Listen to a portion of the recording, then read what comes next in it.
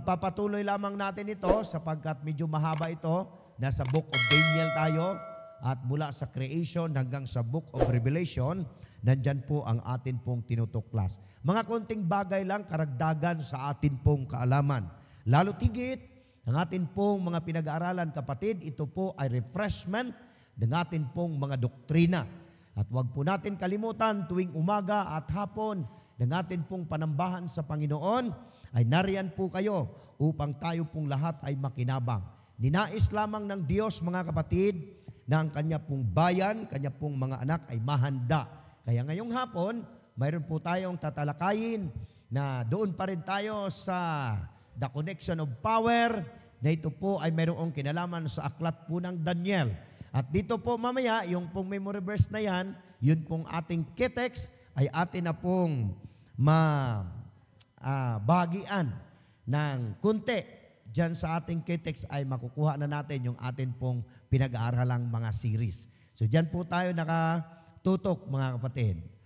Sa Daniel 12 verse 1, at alam po natin na ang buong chapter ng Daniel, ang pinakamahirap ay ang chapter 11. Makuhanan din natin siya ng konti mamaya dito po sa ating tatalakayin. Go tayo! Ang sabi po ng ating manunulat na si Mrs. White, sa Testimonies Volume number 11, the agencies of evil are combining their forces and consolidating. They are strengthening for the last great crisis.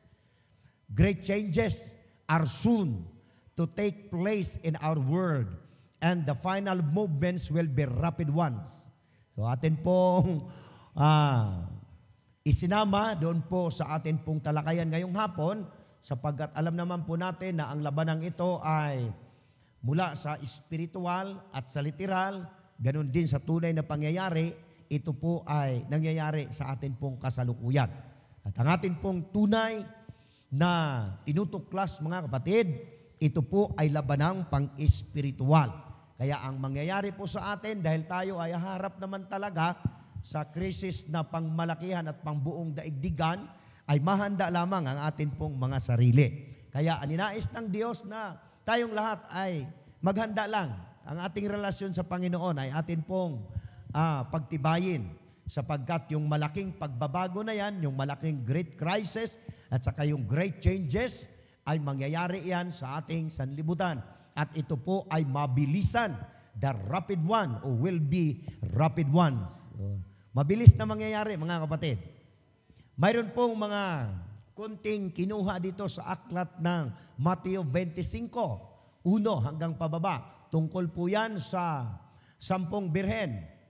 At itong 10 birhen na ito, alam naman ho natin ang kwento nito. Mayroon lang kasing mga maliliit na mga bagay na gusto nating kunin dyan.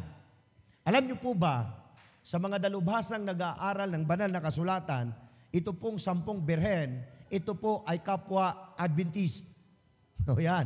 Tapatan po natin sinasabi yan dito sa ating live. Ang 10 virgins, ito po ay kapwa 70 Adventist. Marahil marami hong magtanong, bakit nasabi natin yan na kapwa Adventist yung mga yan? Kasi kapwa sila naghintay sa darating.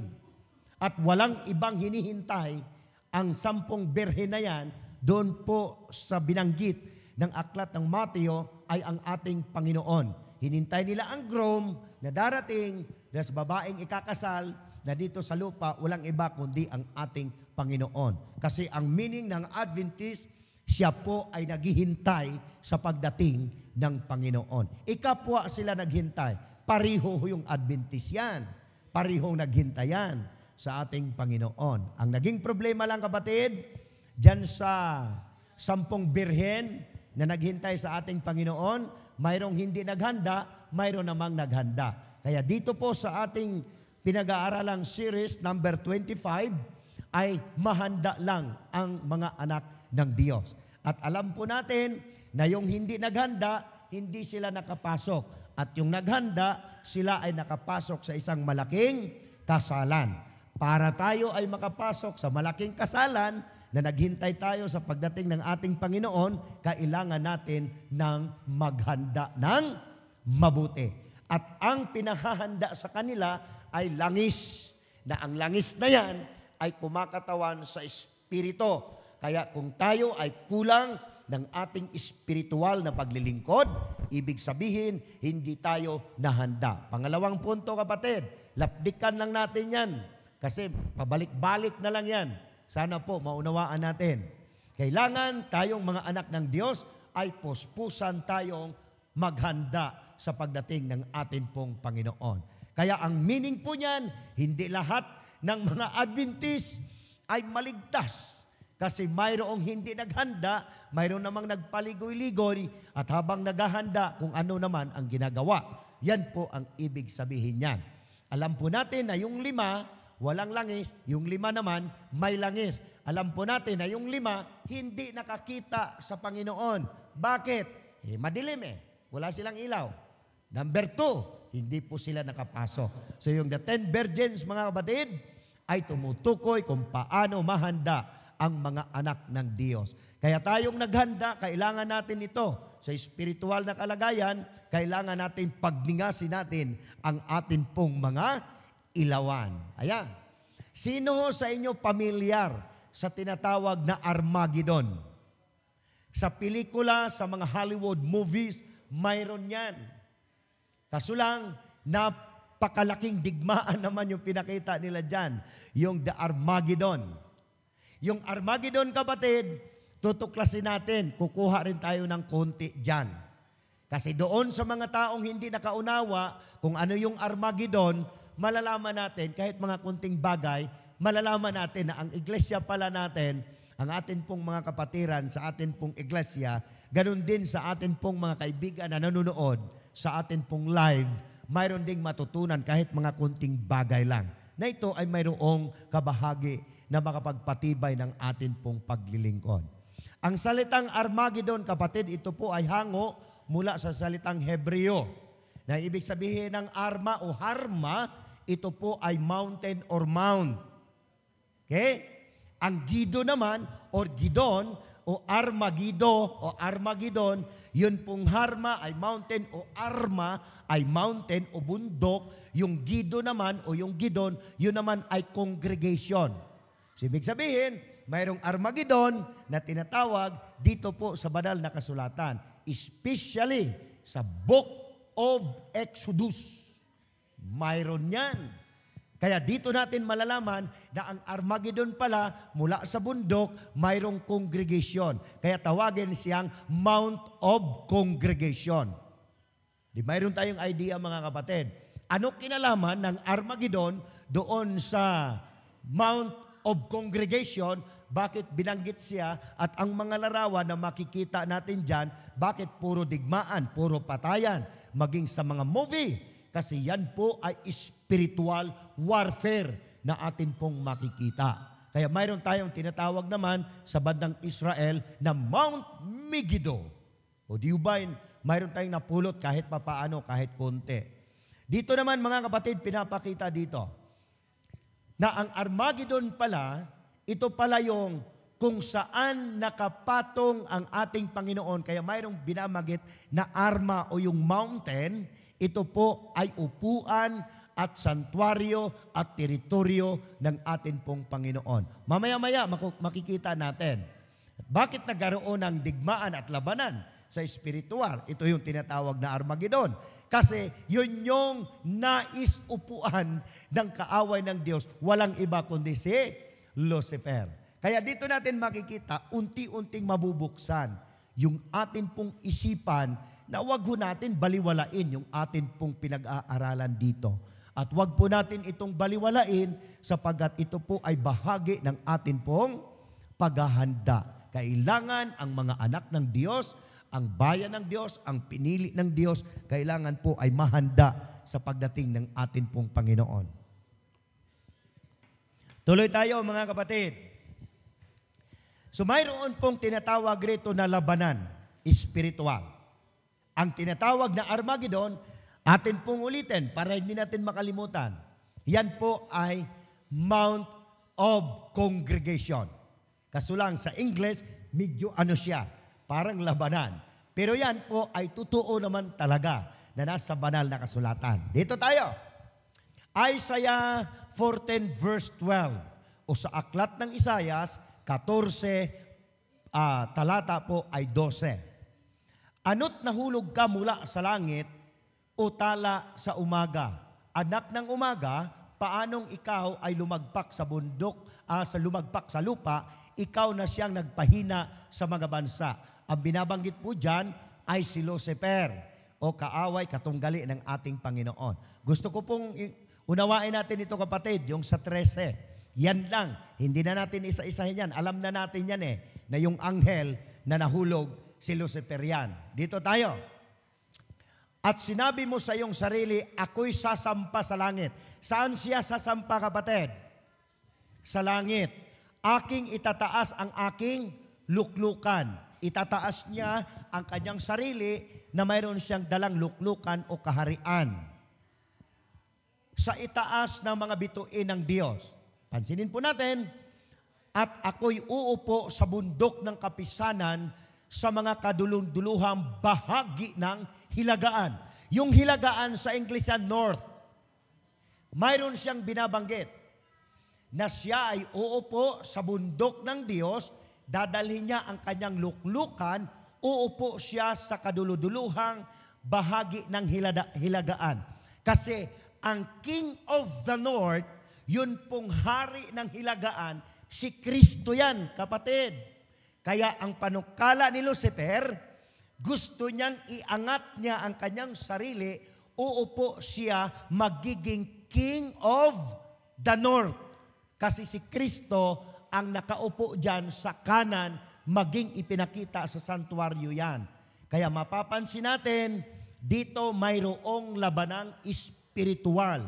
Kasi ang katunggali ng Diyos, si Lucifer, si Satanas, gustong umupo doon sa upuan ng ating Panginoon. Walang iba kundi ang bundok ng kapisanan ng ating pong Panginoon. Ang tawag po nila dyan ay King of the North. Yan, di mayroon tayong idea na si Lucifer o si Satanas, ang kanyang pangarap sa buhay niya ay uupo siya sa upuan ng atin pong Panginoon. Dito tayo. Bakit gustong-gusto ni Satanas na umupo sa upuan ng ating Panginoon? Bakit gustong-gusto niya? Ito kasi, kapatid. Kaya gusto kong masundan ninyo ito. Doon po sa aming mga viewers, Luzon, Visayas at Mindanao, na hindi pa gaanong nakakuha at medyo late dito sa series na ito, bisitahin nyo po ang aming YouTube channel. Nandoon, kumpleto po yan. Kasi mayroon tayong mga maliliit na bagay, ang buong akala natin, kapatid, yan na siya ang nakasulat dyan. No. Atin siyang laliman, ating saliksikin, dahil ang kaaway ng Diyos, ito yung gumagawa ng napakalaking gulo na kanyang kakasangkutan at siya ang mamumuno dyan. Ang tawag dyan ay spiritual warfare o tinatawag na Armageddon. Di mayroon tayong napulot, kapatid, kahit kunting bagay lang. Gusto kong i-inject sa isipan natin to. Exodus 26 verse 34. Sa aklat ng Exodus, pangkat 26, ang talata ay 34. Siyaro di masabtan mga igsoon, Bisaya na gyud gayo na, Tinagalog na gyud gayo na. At iyong ilagay ang iyong luklukan, sa Exodus yan, sa panahon ni Moses. At iyong ilagay ang luklukan ng awa. Saan ilalagay ang luklukan ng awa? Sa ibabaw ng kaba ng patutuo sa kabanal-banalang dako. Mayroong ilalagay ang Diyos sa kabanal-banalang dako. Ang tawag dyan ay most holy place. Kaya mayroong kinalaman, yun pong kinauupuan ng ating Panginoon sa sanktuaryo ng langit, ipinakita dyan kay Moses sa sanktuaryo ng lupa. Sa verse 35, gusto kong unawain natin to. Maliliit na bagay lang ito, kapatid. At iyong ilagay ang dulang. Ibig sabihin ng dulang, lamesa po yan. At iyong ilalagay ang dulang sa labas ng lambong. At ang kandelero ay sa tapat ng dulang sa taligiliran ng tabernakulo na dakong timugan. At ang dulang ay ilalagay mo sa dakong hilagaan. Picture out lang, kapatid, na ang talatang ito ang nasa loob ng santuario. Na yung dakong hilagaan, yan yung upuan ng ating Panginoon. Yun yung tinatawag na King of the North. Sa bandang hilaga, naroon ang upuan ng ating Panginoon. Na ito ay ipinakita sa sanktuaryo ng langit. Mamaya, mayroon tayong matuklasan na napakaliit na mga bagay, ngunit napaka-importante nito sa mata ng Diyos at sa mata ng bayan ng Diyos. Ito yung gustong maabot ni Lucifer. Ito yung gusto niyang makuha. Ito yung gusto niyang upuan, yung upuan na inuupuan ng ating Panginoon. Kaya sa aklat ng Isaiah, sabi niya, aking itataas ang aking sarili sa kaduluduluhan sa bundok ng Diyos at ilalagay ko, uupo ako sa bandang hilagaan. Kasi yan ang upuan ng atin pong Panginoon. Ngayon, gets na natin, bakit gustong umupo ni Lucifer sa upuan ng Panginoon o ipinakita sa sanktuaryo ng lupa na kung saan nandoon ang gawain ng pare o ang gawain ng Panginoon na nagtuturo kung ano ang obligasyon at ang gawain ng ating Panginoong Hesukristo. Yan ang gusto niyang maabot. Kasi kung makuha niya ang gawain ng Panginoon, kuha na niya ang kongregasyon. Kasi ang Armageddon, ito yung Mount of Congregation. Gusto niyang umupo sa kapisanan ng bundok ng Diyos para makuha niya ang bayan ng Diyos. Yan ang ibig sabihin, kapatid, ng Armageddon. Labanang espiritual, si Lucifer mismo ang unang nagpanukala niyan kasi gusto niyang maabot kung ano ang upuan ng atin pong Panginoon. Balik tayo. Balikan natin. I-recap lang natin ng konti. Mayroon namang series naman yan Kung hindi natin maabot ngayon, makuha natin yan sa mga susunod na mga talata. Sa loob ng santuario, sa panahon ni Moses, kapatid, naroon ang showbread o yung tinapay. Na yung tinapay na yon, yun ang tinatawag sa spiritual, yan po ang tinatawag na the bread of life. Ano ibig sabihin yan? Doon sa Exodus, at ano ang ibig sabihin doon sa 10 birhen, at ano ang sabihin na ang second coming ng ating Panginoong Hesus ay mayroong kinalaman sa the bread of life. Kaya nga ang gandang pag-aralan, mga kapatid. Kasi marami tayong makukuha, kasi yung bread of life na yan, gustong makuha ni Satanas yan, kasi yun yung nakalagay sa loob ng santuario na every Sabbath, tandaan natin, ulitin ko, gusto nyong mag-research, gusto nyo pong makuha kung ano ibig sabihin, manood kayo, makinig kayong mabuti. Mga kunting bagay, ngunit ito ay mayroong bahagi sa ating kaligtasan. Kasi ang showbread o yung tinapay sa loob ng santuario during the time of Moses, tuwing Sabado, pinapalitan yan.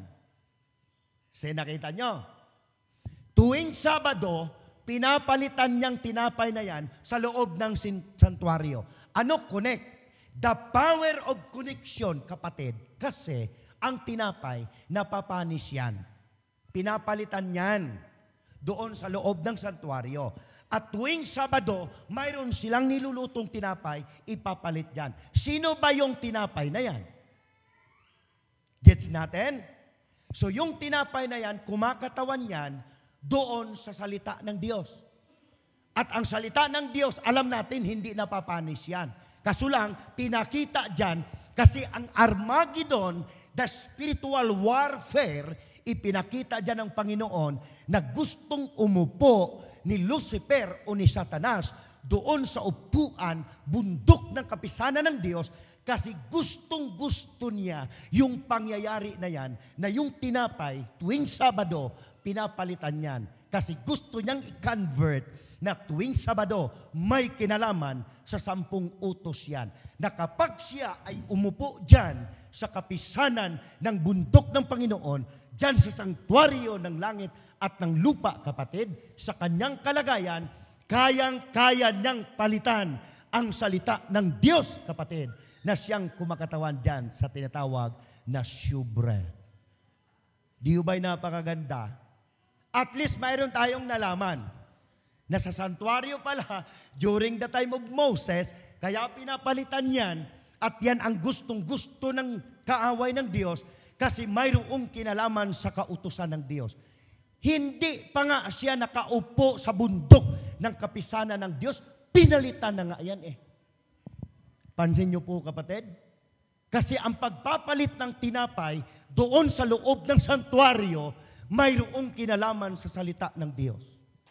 Kaya sabi ni Lucifer, uupo ako sa kapisanan ng bundok ng Diyos at kung ako'y naroon, magiging katulad ako ng Diyos.